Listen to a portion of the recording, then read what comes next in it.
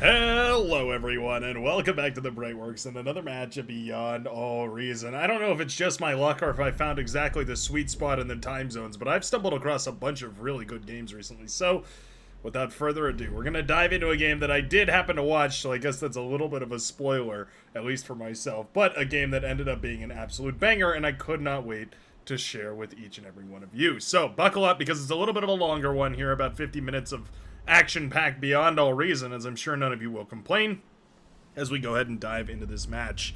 This match played on, oh, wow, I'm forgetting the name of this map. Hold on, pardon 1 second. Professional Caster 101 Glacial Gap version 1.1. A map I actually really like a lot. It has a lot of fun lanes and a ton of variety, and it ends up being a banger almost all the time. Glacial Gap and Kevin here going to be our blue team leader, clocking in at 36 open skill and showing us what we've got. We've got a mixed bag of players all over the skill ladder, going to be showing us their favorite, best, and brightest strategies. Spawning the water. And the other side, in Cortex Red, it's going to be none other than Fight War. Look at that beautiful underwater commander, under the sea. I think about that every time I see one of these laboratories here. Also, when I see the giant feet of the bot lab, hold on, let me see if I can do it. Sometimes you have to find just the right spot. I bet maybe on the mountains here. No, I can't quite find the right spot for it. Sometimes you can find a spot, ooh, maybe right there? Nope, okay, I'll stop messing with the camera right now. Sometimes you can find a spot where you can clip through the world and see the actual legs for the core laboratory, because of course the core lab has to have feet going all the way down to ground level every time, no matter what the depth of the water is on the map. The legs are like a bajillion feet deep. I like to imagine that they anchor them real deep on purpose for some reason. I don't know why Cortex would do that, but it seems like a Cortex thing to do, right? You know, when they asked for how stable, they just said yes and anchored the legs about 400 feet deep. Called it a day. Maybe someone left the drill bit running overnight. Gonna be a big old 4 versus 4 on the fronts here, although we do have, oh no, actually, yeah, we do have 4 frontline players right here. This map always intrigues me, because a lot of the time what you'll see is one of two things. You'll either see a 2v2, where it's basically the maroon and pink commander going up against, I guess it would be the lavender and the blue commander over here. We also have some funky shenanigans going on in the backline, but, or you'll sometimes see just a flat-out 4v4. Like, you'll have all 4 of these commanders going up against all 4 of these commanders, all at the same time, and it turns out to be a gigantic brawl. In this case, though, we do only have the blue commander out here on the front. A little bit of hot resbot action right there as one of the resbots. The blue resbot does go down. The grunt's managing to blast away the ticks here before they can laser apart that earliest resbot. Not bad. A lot of metal out here in the map to reclaim. There's tons and tons of it in the rocks all over the place. You can see them kind of loitering around here. 100, 91, 140, all sorts of little piles all over the place. But it does add up to a nice little boost in the early game. Probably about 500 all said and done. Now this is very interesting here because as you can tell, the blue team is down a player on the land on the northern side here. They are going for the mexes in the backline. That is the green commander. It's going to be Ghost Boy, aka bar light bar. Going to be going for extra metal extractors in the backline. Now what's better? 3 well-funded commanders or 4 slightly less well-funded commanders? There's a lot of metal on this map. All these mexes are 2.0s, which means every one of these little 4-mex clusters that you grab is 8 metal per second. Typically you start with 8 metal per second, so that's a doubling on your first capture, and then the second one is, you know, 3x, I suppose, or plus another 33%. I was never good at math. I'm good at math, but I'm not good at math. Budgeting. It's the reason why eco is so difficult in this game. It's budgeting. It really is budgeting at its core. Keeping track of your ins and outs and all of your metal. Whether or not you can afford that fusion this time of year. Have you paid the electricity bill? I frankly tend not to. I e-stall a lot in my games. My commander asking why the lights have been turned off quite frequently. Couple of constructors moving about on the map here. Nice harassment, though, from the Cyan commander, keeping that boat backwards, but decent micro right there from Psycor as well, making sure those boats aren't lost. Super easy to lose those constructors just when you're not paying attention. They don't have a lot of HP, and the frigates do a ton of damage, a stupid amount of damage, really. Very, very easy for those to go down when you just aren't looking at them, so nicely done right here by Psycor. Moving the commander forward, and we also, of course, have the destroyer, which is now going to start firing away from long range, doing a whole bunch of damage out at a great distance against those frigates. Self-destructed. We do have the green navy moving in as well, trying to look for some opportunities, and we also have the seafoam, or no, pardon me, the lavender commander. That's not the powder blue commander. Colors are very hard. So this is the difference, right? We've got 3 well-funded commanders in the back line instead of 4 medium-funded commanders, lightly funded commanders on the front line here. And then, of course, we have 3 commanders in the water. So instead of just the regular 2 here, intake and our Cyan Hero Tangent, instead we also have this bonus commander in the water, EMP Lars. Now, I mean, I don't mind this, but typically in the Navy, it does come down to who has the bigger bulk of units and who can put them in the right spot at the right time. It's why co-op in the Navy is usually super strong. This map is wide enough that you can basically get away with 2 commanders. It ends up working out quite nicely, but 3 commanders is stretching that eco a little bit thin for each of these comps here. It means they don't have to pay as much APM tax, but the economies are going to be stretched a little bit thin. So I love to see that the aggression is high, because of course that does mean that the red team is on the back foot. They're going to be on the defense, and that makes their job a whole lot easier, the blue commanders, that is, trying to hold on to this front line. Looks like one of these destroyers will get sniped. Nice repair from Psycor. Not enough, though, to keep that alive. Traded out for a frigate. It's a good trade, of course, for the Cyan Hero, but not going to be quite enough. The brawls here so far are looking quite nice for the red team, I will say. They've got a lot of firepower built up here. These constructors also, of course, very useful for repairing as well as expanding, grabbing all the metals. They're just a universal multi-tool. They can do it all. Managing to use them is the most important part. Look at this combined arms front here. Oh, I love that. Incisors protecting the Maroon Army, built up mostly of these aggravator rocket bots right here, going up against Kevin, who's going for good old-fashioned missile truck spam. Just watched another high-level game. I mean, it was like an average OS of 30 or something like that. And, yeah, everyone seemed to enjoy these missile trucks. They seem to be the cat's meow of the high OS lobbies. But frankly speaking, I've always felt like these missile trucks were kind of garbage. That's not to say they can't find tremendous use against units that stand still and take the abuse, but as long as your units are moving even slightly, those missile trucks lose a huge amount of their value. They can't hit the targets as effectively here. What you can do is select all your units, hit repeat, and then just or click a move command up here, and then drag another move command about halfway down over here. What it means is your units will constantly be walking back and forth, up and down. It means that most of the missiles, probably 60% of the missiles from these missile trucks, will sail on by through the gaps, and you'll end up saving yourself a ton of time trying to repair and micro and all that good stuff. Kevin, though, doing a great job of brawling with these on the front line. They are super annoying, right? I mean, this is a damage over time kind of a thing. Like, eventually this does a ton of damage, but for now, not really doing all too much. Ooh, lightning turret getting some good value here. Double lightning turret, going to be wonderful for shaking all these incisors down. The chain lightning damage, just enough to scratch those incisors up so that the follow-up blast can kill them. And with the beamer turret, of course, here as well. Yuri-san? I'm gonna go with Yuri-san, the Lavender commander here. Does manage to hold on. HLT, actually a floating HLT. Oh, that's cute. Yeah, we don't ever see floating HLTs used as like a coastal harassment kind of a tool. Huh. Okay. You know what? I mean, I kind of like it, actually, because these are I believe these are a little bit better than the ground-based HLTs here. They're slightly more expensive. I believe they're slightly better. Kind of makes a lot of sense, right? I mean, keep those units off the shoreline from harassing any boats that might be straying in this direction, or, of course, the torpedo launchers, also very useful. Blue Army is growing, though. We have these Janus that are being built up here. Kevin going for very common 8v8 strategies in the OP lobbies, but we're going up against just brute force numbers here. We have 3 different commanders, Zydka, Pete, and who is that? ENP. All contributing forces. I mean, if we just select all this, you can see 3,500 metal versus 2,600. So about 1,000 metal advantage for our heroes in red. And Kevin's taking some serious abuse for it. I mean, that's 38%, 35%, getting real low all of a sudden. Sheldon now walking their way out to the front line as we have hit that T2 transition. And as soon as these T2 hit the field, I mean, this suddenly looks way, way worse. Sheldon gonna easily dismantle all this. Well, yeah, the commander's still taking hits, has to back off so far from the front line. As soon as the T2 hits the field, he's hitting a little Watusi two-step.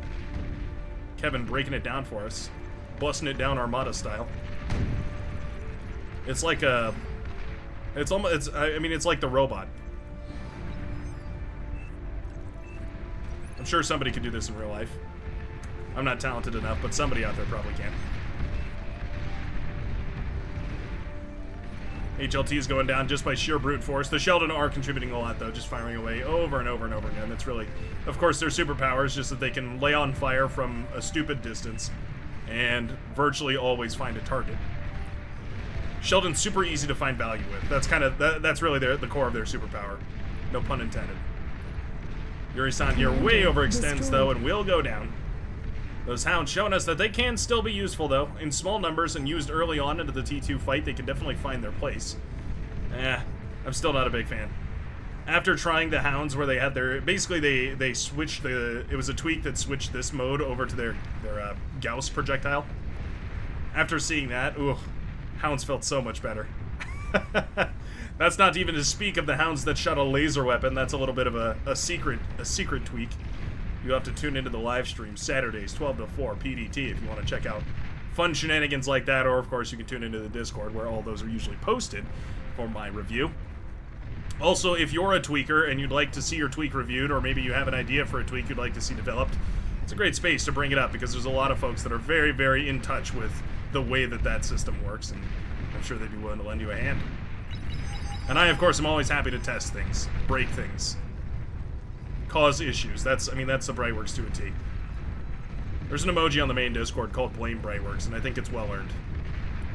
Thugs falling here as the medium tanks engage, but man, pushing into a nest of HLTs and Twin Guards is not comfy.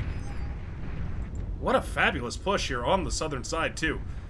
Psycor managing to bring down a whole bunch of these naval units over here. It looks like, yeah, dozens of ships have fallen. The destroyers getting real low. We have to be careful not to lose these. We need to pull them back and start the repairs. Oh, we're going to lose them, aren't we? Destroyer does go down here for tangent. What that means, of course, is that all the underwater space is vulnerable. A couple of submarines can oftentimes make good use of that. Not to mention, of course, res subs, which can move in under there and try and resurrect or reclaim all this as well. It's actually one of the things that this sort of triple Navy start has actually afforded this team is the value of multiple people being able to tech into different paths. Not literally, because you can only go into T1 ships, but some people going for submarines here. As you can see, Lazy Boy building these submarines to try and sneak around and harass. Meanwhile, the main navies are building up these forces and just clashing on the front lines here. Of course, it means there's less navy, or less metal rather, on the top of the sea to go around, but at the end of the day, if you can find the value with those submarines, it doesn't really matter. The metal is well made up for by sniping just a couple of those metal extractors. No air here for the Brown Commander. Interesting strategic choice as we go for our third fusion reactor. Just going super greedy eco. Honestly, kind of a misread, actually. Plainfield, the air commander here for the blue team. Seafoam green commander. Not really sending any scouting across or anything. Not really detecting that there's no airplay going on. And whenever you don't see airplanes, if you're the air commander, it's your go green light to send your bombers across the field and find whatever base you can, turn it to smithereens, make the enemy regret the decision not to grow wings. Sheldon taking heavy hits here. Rattlesnake in the back line, a little bit blocked by the LLTs, but not really having too many problems about it, as the Sheldon do get whittled down pretty badly. That was 4 or 5 Sheldon going down right there. About cut this number of Sheldon in half. Hounds actually get an opportunity to engage, and the Rattlesnake is still firing away. It's not quite down yet. That is the Rattlesnake's hidden superpower, is simply the fact that it can, I mean, very similar to the Sheldon, it can find value basically no matter what. It can fire at such long range that it has enough time to do damage to basically anything that's attacking it. Oh, a little bit of friendly fire damage well included in there. Forced into high firing mode or high arc mode because we are building walls in front of this, trying to stop those Sheldon projectiles from getting through. Medium tanks here, more than happy to just fire away. Commander goes down. The orange commander actually blows up the Sheldon moving on the northern side. Yikes. Okay. Well, down goes the commander, and all of a sudden there's a giant opening right here to push forward. Hounds, struggling so much. I don't know. I don't know what to do about Hounds. I mean, I guess you just go for rocket spiders instead. The only issue is that this map is wide open. It's one area where the Hounds do prevail over the rocket spiders, is simply the fact that, yeah, the spiders are kind of slow. Then again, there's this giant terrain section on the northern side of this map. All that's traversable by spiders. Oftentimes you can sneak 1 or 2 through and pop a bunch of the economy in the backline. Always a viable strategy. One of those map knowledge things that I'm sure a lot of these commanders are well aware of, but maybe some of the lower OS, the fewer Chevron commanders might not be super intuitive about. Not always the easiest thing to think about. All-terrain in this is kind of a mind shift. I know a lot of players come over from like Total Annihilation or StarCraft or any of those, you know, the big RTS games, and I mean, in Total Annihilation there's all-terrainedness, but StarCraft has no such idea. I think if you just imagine every spider is a Colossus, that's about as close as it gets. That's pretty much, I mean, you basically nailed it. All the frigates go down, but only one of the destroyers has fallen so far. Still, though, I do think these frigates in green are going to have more than enough firepower to blast the rest of these down. This is a wonderful trade right here for the green and powder blue commanders. Oh, I love that a ton. Yep, wonderful trigger pull right there as we do manage to jump on top of all this, blowing apart all these boats, and we need to reclaim this metal. Ideally, we should be turning about half of this metal into a T2 lab, getting that T2 constructor out as quick as possible, and then just spamming Buccaneers as quick as we can. Using that T2 con to upgrade the mexes and spamming Buccaneers. They're going to trade out fabulously against the destroyers and the frigates, so it's a very easy catch-all solution for a very low metal cost, all things considered. Then again, though, you can also quadruple your metal extractor economy and just produce more frigates. At the end of the day, frigates are fantastic. They are to the medium tank like what a Razorback is to a welder. That's a bad comparison, but effectively what that is to say is that they're very, very good. Relative to their damage output, their metal cost is negligible. Which might sound crazy because they are quite expensive. It's just how much damage they can do. Bulk here. Oh, if there's one thing I gotta give these hounds credit for, it's of course the fact that they are commander killers. Commander. Boom goes another commander, I think, responsible for these hounds. I don't know, I mean, the original batch might have been killed here, but the hounds, in general, have managed to snipe, I think, 3 commanders at this point. 1, 2, yeah, and 3. That is a fantastic use of these units. Super cheap, too. I mean, these are only about 300 metal for T2. Not super expensive. This is fabulous. Right when I go and criticize a unit, somebody goes and makes it good. That's the Caster's Curse. Commander And it's a destroyed. real thing. Commander destroyed. Oh, okay. Revenge of the Red. As we do have the destroyers here actually killing the commander in powder blue. Frigates sitting lazily here on the northern side as the destroyers fire away. We're slowing down the aggression here, maybe a little bit scared off by the torpedo launchers or maybe the threat of these pink units, which have kind of just been flipping back and forth. By the way, economy's still scaling. We're really going for it, aren't we? I mean, we have an APHIS starting up over here for Plainfield as well, but also an air lab, right? So, I mean, we're a little more invested in saving the team right here. We've got fighters on the field. Whereas for the Brown Commander, I mean, we are just going for a Hail Mary. If bombers had come across, I mean, this game would basically be over. All the bases on the northern side would be forfeit. We haven't really got T2 anti-air defenses set up yet. Wind turbines are a good target. Tidal generators a huge target as well. With the support here of the Pink Navy, the Pink Armada specifically, these boats will fall. Does this remind anybody of Battleship? This is the strategy when you're playing Battleship where you just park all your boats in a row.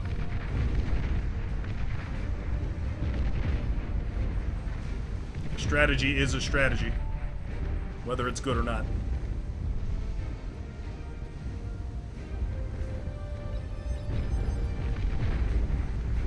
Destroyers now outnumbered 2-1. Now 3-1. Blue is forced into a pretty rough spot here. A lot of units have gone down right here. Of course, these units in yellow are quite low as well. We need to, at the very least, pull them back so the reclaim's a little easier to get on top of. Best case scenario, of course, would be to repair them all the way. Wow, all right, Yellow Commander actually going for it. Does put down the D2 lab on the front, and I love this play. We had the metal in the bank, and of course, with a little bit more reclaim, you're going to be able to afford it. I think it's the right move here. Yeah, T2 lab almost already put together here. 3 more seconds, and boom, Yellow Laboratory is up and running. What are we going to start up first? Constructor or boats? Ooh, it's going to be a Dreadnought first. All right. That is an expensive boat, but if you can get it out on the field, that's going to be a huge help right now to the red team in the water. Northern side set into a little bit of a stalemate right here. I'd love to see some Cerberus set up. We have core T2 available. Cerberus cannons can effectively lock down the middle of this map all on their own. The minimalist amount of support from any other units in those geothermal batteries, the Cerberus tri-headed cannons, are pretty much unassailable. No gigantic eco-scaling in the backline here either. We do have a advanced E-converter coming up right now. And the wind turbines are quite nice. We do have quite a lot of them, but I would have either liked to see about a bajillion more filling up this space over here, or of course starting up some build power and some more eco-scaling. I mean, we do have plans for it at the very least. Yeah, there we go. Okay, blue going to be on top of it. Geothermal also left unupgraded. At the very least, upgrading this to a prude, if not an advanced geo, to risk it. Not a bad idea. It really does slingshot that economy forward. Oh, goodness. Okay. No, I watched this match, but it's funny because you don't really get to... You don't really catch every angle, right? So this is a 20-minute nuke. Closer to 19 minutes, probably, is about when this came up and online. Nuke won't be ready for another 2 minutes or so, though. Have to check back at about 21. As we do have more and more Sheldon pushing forward. Okay. The silver lining here for the blue team, they have been up 3 versus 4 for this entire game. The silver lining here is, of course, that the red team hasn't actually taken this spot right here. 2, 4, 6, 8, 10, 12 goes to 48 metal per second when upgraded to T2. That's a huge economy. It's literally enough for T3. You can go into Marauders or Shiva off that economy. Fiends jumping on top of the Hounds here. Nicely done. Making the right unit for the right situation, and my goodness, the Dreadnought has hit the field. Dreadnought. In progress. I feel like the Dreadnought would definitely have like a thick Russian accent or something.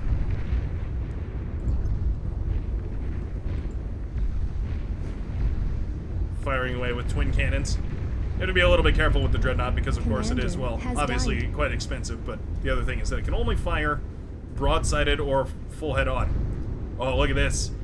Look at this cute little run-by right there. Submarines targeting down Fight Wars Commander as he's moving towards the ships. Boom goes the Commander on the northern side. What a run-by right here. Wait, no way. Our green hero actually manages to slip a handful of frigates through. We have Buccaneers coming out now, and these can skirmish against the frigates, but we need to micro these super, super carefully. Frigates moving into the backline. All of a sudden, metal extractors falling right here to the destroyers. Buccaneer turns around. It wasn't really microed perfectly. And there's so many frigates. We've got 8 frigates in total. It's 3,360 metal total. And absolutely nothing to stop any of this. Yeah, frigates continue making their way into the backline. Don't tell me. Oh, this is beautiful. Frigates taking out the T2 laboratory in the backline. Hello, cries out the red commander. Nobody is on the other end of that phone. Nuclear missile. Whoa, where are we firing this? It's already up in the air. Oh, there it is. There it is. Nuclear missile is away. 22 minutes on the dot. What did I call that or what? Ladies and gentlemen of the jury, boom goes the blue commander's main frontline production center to a single nuclear strike right here. And we're not really done either. We have 2 more nukes already. No, 3 nukes. We have 3 nukes already built and one of them about to launch right here. My goodness. While that nuke is in progress right here, we can take a look at the frigates that have done wonderful jobs tearing apart the backline economy. Oh, anti-nuke does catch it. Okay, nicely done. Looks like this one was headed towards the Seafoam Green Commander's base. That's lovely stuff. Blue Commander starts up that anti-nuke. Well, actually, it looks like we're already finished with it, so it is charging. We still have 3 nukes, though. WTF, cries out the Red Commander. Wow, we're going to have so many nukes. We have 4 nukes already. This is double A-fist quadruple fusion. So it's not a skimpy economy by any means, but my goodness, look at the damage those frigates did. That was like 8 frigates versus, I mean, potentially thousands of metal worth of units, and they've literally killed the entire backline. The chain reaction, too. Oh, no. Every tidal generator went down. I'm in disbelief. I mean, this is literally as bad as 8 frigates could have been. Or, well, it's good for the blue team. It's bad for the red. Wow. All right. Do we have any more nukes coming out here? Feels like we ought to. One is in the chamber right now. Another one's just about to launch here. Yep, double nukes away. We're going radioactive. Thermonuclear to the very maximum. Starlight's coming out here to blast away, but they're a little bit out of place. Kevin, obviously kind of lingering in this game at this point without much purpose. Nuclear strike is imminent. Where are we sending this one? I wish I could see. Not the front line. Oh. Well, those are the deadest 4 metal extractors I've ever seen. Kevin's main base actually spared by the mountain range here that does actually absorb the impact of the nuke, fortunately for our blue commander. Frontline is completely and utterly overwhelmed, though. You know what's concerning to me, though, is that the backline isn't really properly eco-scaled. We have some fusion reactors up and running. We're kind of starting that T2 economy, but we aren't really properly scaled at all. Blue economy looking quite a bit better here with double fusion reactors. Going to get that T2 laboratory up and running. Of course, you can continue scaling. But with this army pushing in, things are looking quite dangerous indeed. Love the anti-air defenses over here as well set up. That was the blue commander going down. More of these destroyers thinking about moving in on that northern side. Commander, man, the Navy has just been completely shut down this entire game. The Navy has been... The yellow Navy, the yellow, red, and pink Navies have all been disabled for the foreseeable future. Dreadnought firing away with those quadra cannons. And red destroyers as well. Going to make very short work of all this. Okay. So this attack will be held. Just goes to show, right? I mean, that was probably 3 times the metal cost in destroyers over those frigates that we saw earlier. And achieved literally nothing. Well, nice response from the air commander, too. Sending in some EMP bombers over here. Some gunships in the air to help clear some of this out as well. I mean, this would be very easy to shut down if there was an air player. But the red team literally has no air. Switch air. They're crying for it. Crying and begging for air. I mean, at this point, any of the frontliners could switch to air, though. It's not like air is tech gated at this point. And I mean, we still have T1 units marching out here, for goodness sake. They do look quite good, but there's no reason to have thugs in this game anymore. EMP bombers coming in here to well, shut down a bunch of Sheldon primarily, but also, of course, any of these other units that do need a shutting down. One of the nice things about playing Armada, you can just hit the off switch and the units go to sleep. Frankly, an under-leveraged technology. I feel like Armada could switch all their weapons to EMP and would still be just as effective. Maybe more effective.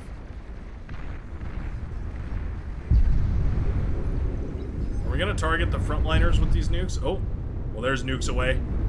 Nukes launched high into the atmosphere. It looks like we have 1 anti-nuke available back here, but it's just 1 for the blue commander.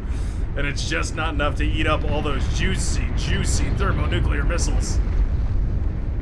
Mountain range to the rescue.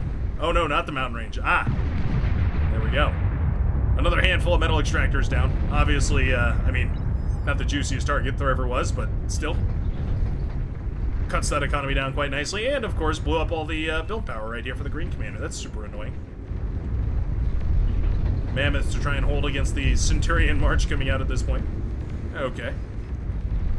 Centurion are ridiculously tanky, actually, for their weight class. Gunboats actually coming out here. Huh. Not having a terrible effect either. Making the flanking damage super, super high for these torpedoes that the submarines are spitting out. Means all of a sudden you're actually in a pretty fabulous spot. EMP bombers also trying to shut down some of these mammoths here. One of them will be fully paralyzed. The second one's still marching on. Gunships rerouted to take care of this. And it gets blasted down in moments. Love those roughneck gunships. And you know what? If they're not getting shot down by enemy airplanes, they're pretty good. They're pretty good. I mean, they're pretty much unstoppable. Red team does have T3 on the field. Shiva marching out of a red laboratory that was built in the back line here. Oh, no, it wasn't. No, sorry. Wait, where were those produced out of? Mystery Shiva. Oh, there we are. The red commander. Being handed some Shiva by the orange commander for some reason. Maybe a little bit of color blindness there. Meant to hand those to EMP, not Fight War. That makes a lot more sense. Still, what are we going to do with a bunch of Shiva that don't have any anti-air? I mean, clearly there's no anti-air yet in this match for the red team, so it's worth considering. Nukes here targeting the backline once more. Boom goes the rest of the green facility as Ghost Boy is blasted out of this game in entirety. Centurion, now the last vestige of any remaining technology here. It doesn't cost energy for them to fire their lasers, apparently, so they can continue fighting on for now. Roughnecks in the air, still firing away. Where is our anti-air? I see it firing away slightly here. Yeah, there we go. We do have some anti-air coming up now. Manticore included in the mix. They received a little bit of a buff, so they're slightly better than they were. But, of course, Roughnecks have the superpower of simply being able to leave.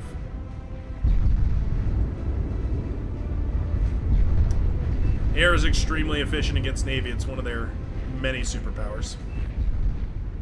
Armada has a lot of flexibility in the air once they hit that T2 stage. Light AA missiles hitting these there. Oh, the clumping is killing me. Usually you want to spread them out like that. No more nukes on the way. Roughnecks here, going in for the kill, though.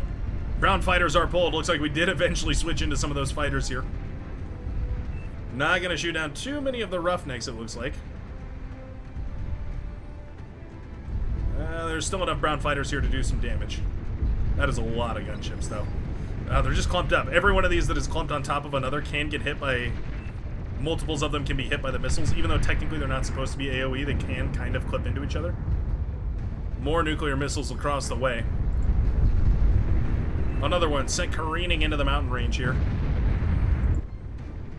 As the Roughnecks find the brown base.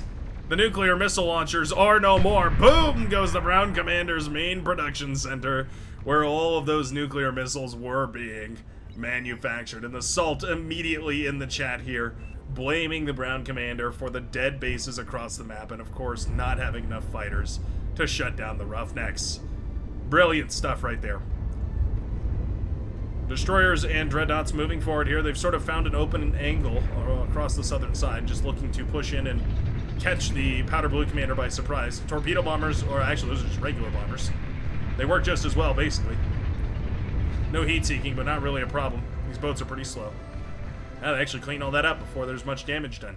Very strange build here with all the tidal generators and E-converters mixed in. Can't help but feel like that's quite explosive, but not the end of the world. But okay. Look at this bombing mast here, too. If I were to double-click fast enough, 24 heavy bombers for a total of 5,500 metal. That is a huge efficiency. Considering that this many bombers can easily breach through defenses and kill several thousand advanced fusion reactors worth of metal. Several thousand metal worth of advanced fusion reactors, pardon me. That would be some insane value to kill several 100,000 advanced fusion reactors. I'd love to see it, though. Shiva making the great march over here, but again, I wonder, what are we going to do when the air shows up? We do have some light anti-air making its way across, but it's a little bit far behind. Shiva, yeah, a little bit preemptive here. Bombers coming in to finish off the remains of the Brown Commander, I guess, as the metal extractor does go down. Okay. What will we be targeting next? Fusion reactor here is probably a pretty good target. The clumping on these bombers, my goodness. Ugh. Okay. How to lose 5,000 metal of bombers to 1 flak and 3 light anti-air. Okay, well. Clumped with the gunships, clumped with the bombers. It's a tale as old as time, I suppose, but at the end of the day, they did still manage to kill that metal extractor, just rubbing salt in the wound of raging wood. Here's those manticores, finally they're making their way across here. These are torpedo bombers, so don't pose much of a threat to these land units, but of course shooting them down does help the Navy out ever so slightly. This is a brutal army, though. We have 1, 2, 3, 4, 5, 6, 7 despots and a whole handful of buccaneers.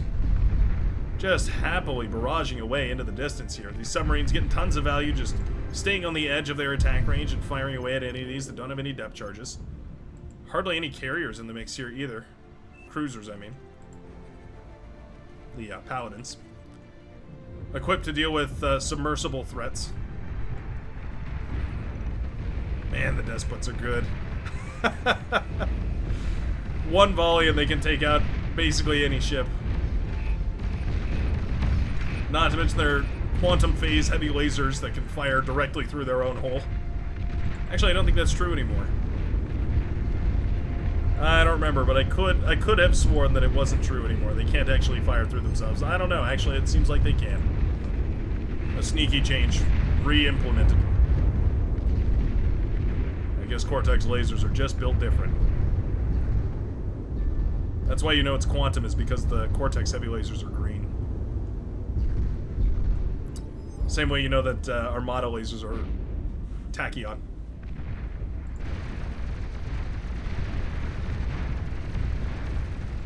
A couple of Cargnets making their way up the hillside here.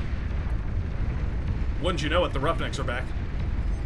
And at this point with the anti-air built up here, but nicely clumped together, I wouldn't mind seeing those bombers make a stunning return. Maroon fighters flying overhead, though. Keeping the skyway clear, and more importantly than that, doing a little bit of scouting here, revealing kind of what's going on. Look at this little setup over here. We got the pit bulls, and then we've got the fortification walls. Okay. That's kind of cute. This is not a bad navy, though. I mean, these despots are going to do so much work. Not enough vision range here for this torpedo launcher to work at its full capacity. We need one of these sonar sensors. Advanced sonar station. For only 170 metal, you get perfect vision out to a pretty ridiculous range. I mean, you can see just how far this thing can see.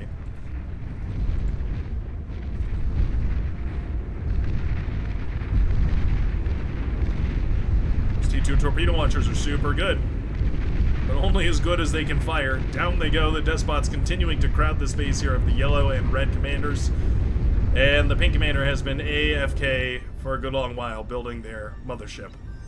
53% of the way done, over and under, whether the mothership comes out.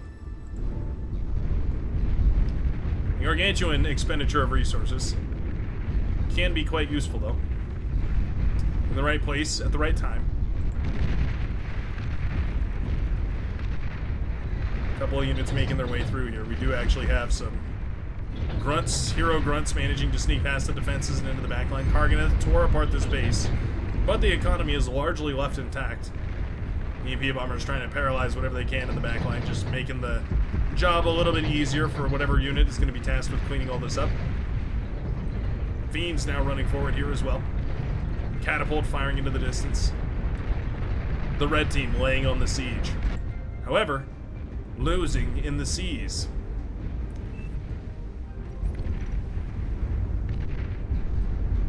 It's really only a matter of time before these despots manage to find something juicy enough to fight here. This T2 laboratory, of course, an obvious solution. We do have that anti-nuke boat incorporated into the mix here for a bunch of vision range. And the radar jammer, of course, quite nice for shutting down a lot of this on any enemy radar detectors.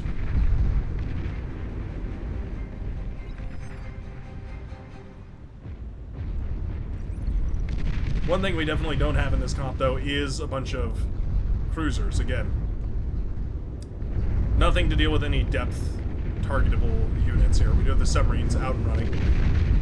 Not for the green commander, but for the powder blue. But the base is now under siege. Build power is popping left, right, and center. T2 laboratory has already crumbled. Gorgon has been made. Hero Gorgon, I suppose, going to try and save the day. Can it even fire? Oh no, radar jamming. Pretty OP. Gorgons are pretty cool. I mean, one of the most epic static defenses there are, but frankly speaking, just numerically bad. They don't do quite enough damage to really justify themselves. They don't have enough range to do it either. And this base is done. We've got cataphracts now making their way out. Pew, pew, pew. Firing away their delicious little high energy burst. Ultra high energy burst, I suppose. Big old Shiva battle, but I'm going to favor the ones that are spread out nicely here over the ones that are kind of clumped up. It's blue in favor over orange.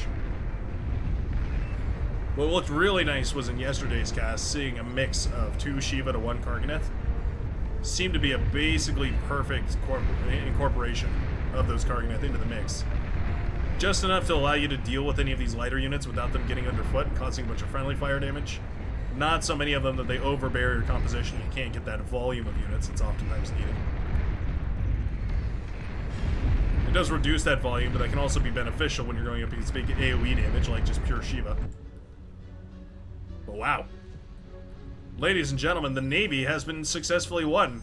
For the doubters, the Omega ship does arrive. The Epoch flagship, 20,000 metal, 19,000. Is that right? No. 190,000 energy in order to build one of these bad boys, and yeah, I mean, for good use, it will fire away into the distance, chipping up these despots' armor plating.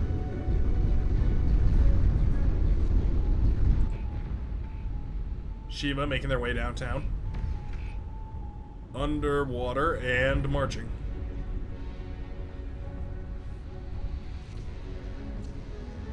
Our blue commander, commandeering the vast majority of the space over here to rebuild. We've got build power, fusion reactors, No E-converters, actually. We're just spending all of our metal and energy. Actually, not even.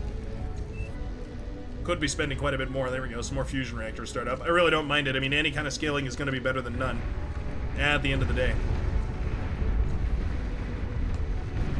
Butler's here to reclaim everything from the front line is super nice. They have such high build power that they pay for themselves basically instantly. 1 or 2 seconds of reclaiming a T3 corpse is going to be more than sufficient for those to pay off their own cost.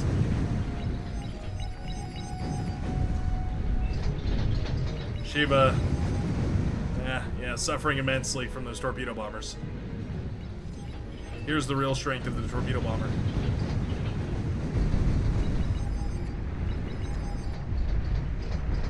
Nice D-guns right there as well from intake. Okay.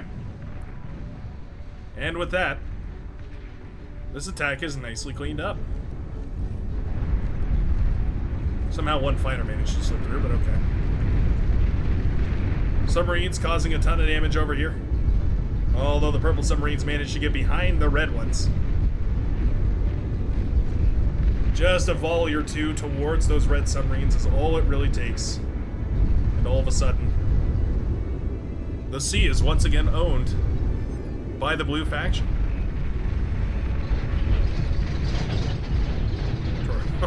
The torpedo bombers. Oh no. Capital ship just handed over. Yikes.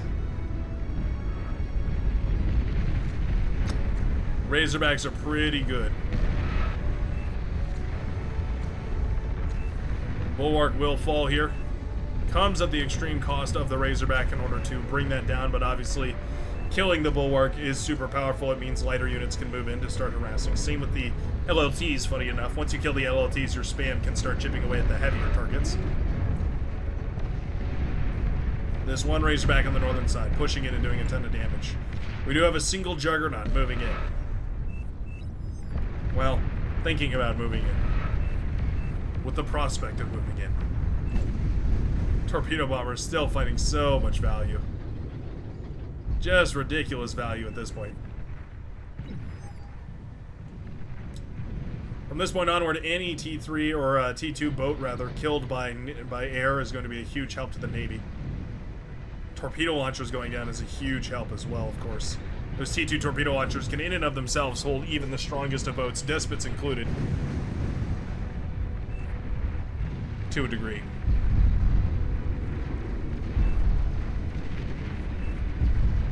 Roughnecks peeling apart the base for a second time this game.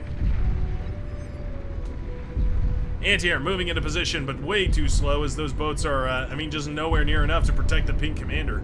The base is already fallen. The build power is crippled. Our red hero is not properly eco-scaled versus effectively phenomenal eco-scaling. We've got fusion reactors up and running, E-converters coming up here as well. We've got the T1s, though, so it's not like we really need the T2s. Things are looking up. Demons falling on the front line. The hero Juggernaut does still remain. There's our Cerberus cannon, by the way.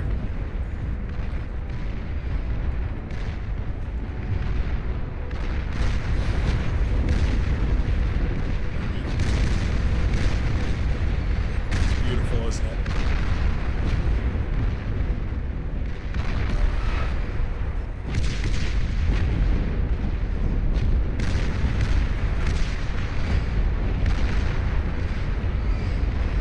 I just can't help but appreciate the cinematography of this game sometimes.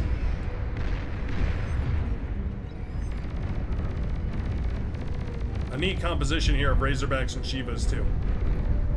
In basically the same vein that Karganeths and Shivas work out quite nicely. Razorbacks are just taking that a step further with a more expensive and more effective option.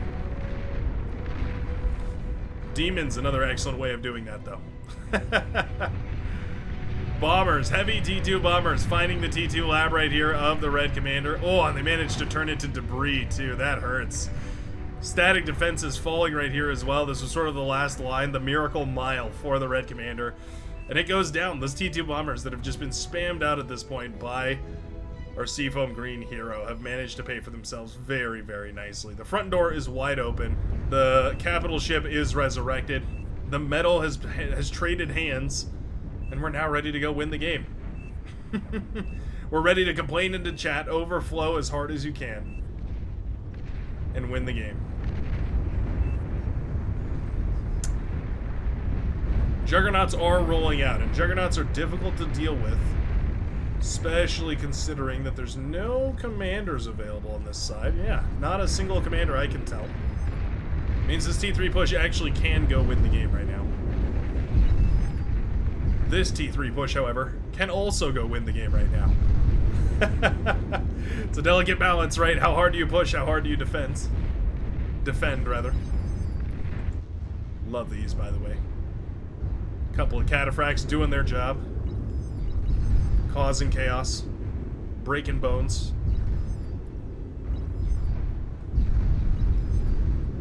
I love this spam right here the Purple Commander's been going for. Just pumping out a bajillion of these Orca submarines. Kind of awesome, really. Demons moving in here. Doing quite nicely against the Razorbacks. Not the end of the world, of course.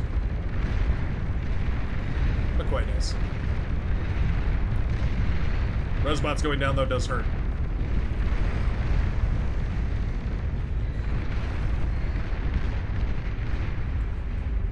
If you can control, as we saw in the last cast, if you can control this reclaim field with your Resbots, you can end up in a great spot.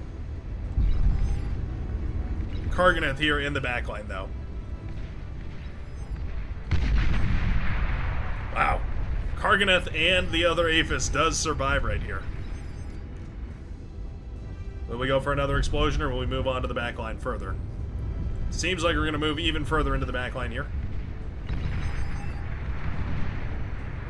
E-converters causing a huge chain reaction. Commander destroyed. Karganeth accidentally firing into each other here. We need to see a little bit of a splitties. No reason to sack them either. I mean, we may as well move these as far out of range as possible, but it will not matter. One of them still survives. Meanwhile, the Aphis pops.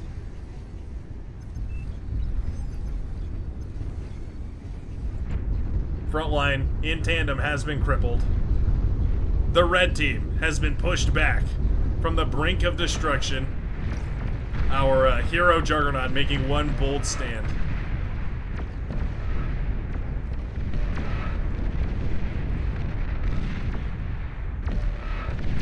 Falling at a couple percent per second. Pulsars are up and running here as well as those starlights. The pit bulls firing away every which direction. And I think down goes the Juggernaut in big. A brilliant explosive reaction, but nowhere near close enough to the base to really cause too much damage. Well, this is nice. Finally, we do have an armed air response as the Brown Commander's gotten back into the game, and we'll send some Hornets over. Not Hornets, pardon me, Wasps. Cortex Hornets. Not nearly enough, though, I fear. And sure enough, these units are going to start shilling away at the coastline. They've already popped a big portion of the orange base here. The pink base protected by shielding, but of course those quantum phase laser cannons, they do not care too much for shielding. They'll simply discorporate and recorporate on the enemy side. There we go.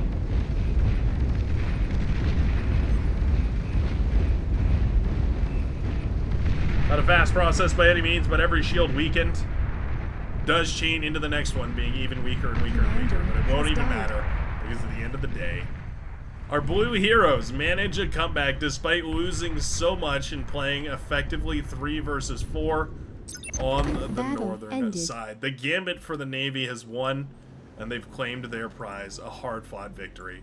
Thanks a ton for watching, folks, and if you made it this far into the video, then I sure hope you enjoyed, and more importantly than that, I hope you have a great rest of your day, and I hope to see you again in the very next match of Beyond All Reason.